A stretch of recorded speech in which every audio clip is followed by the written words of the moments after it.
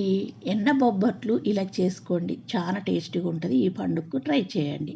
ఇప్పుడు ఒక కప్పు మైదా, ఒక కప్పు గోధుమ పిండేసి, కొంచెం సాల్టును, పసుపేసి, కొన్ని పాలు పోసుకుంటా మనం పిండంతా కలుపుకోవాలి. ఒక కప్పు పాలు పట్టినయి. ఇప్పుడు 2 స్పూన్ల నెయ్యేసి దాన్ని పక్కకు పెట్టుకొని, ఇప్పుడు కొన్ని డ్రై ఫ్రూట్స్‌ను మనం కొబ్బరితోటి చేస్తున్న 2 కప్పుల కొబ్బరి, పచ్చి కొబ్బరి. ఇప్పుడు వీటిని ముందుగాల డ్రై ఫ్రూట్స్ పట్టుకున్నాక కొబ్బరితో మిక్సీ పట్టుకొని, కప్పున్నర బెల్లం వేసుకొని, 4 ఇలాచీలు వేసి అంతొకసారి పట్టుకొని, ఇప్పుడు మనం కడాయిలో ఒక్క స్పూన్ నెయ్యేసుకొని మనం దాన్ని దగ్గర పడేదాకా ఉడికించుకోవాలి, బెల్లం ఉడికేదాకా.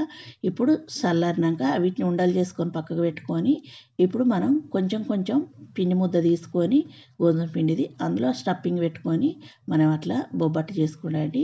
చాలా బాగుంటుంది. ఇది నేతితో కాకుండా నేతితో కాల్చిన ఎన్నతోటి పిసికిన మీకు ఫుల్ వీడియో కావాలంటే పెద్ద వీడియోలో చూడండి. సూపర్ టేస్ట్ ఉంటాయి.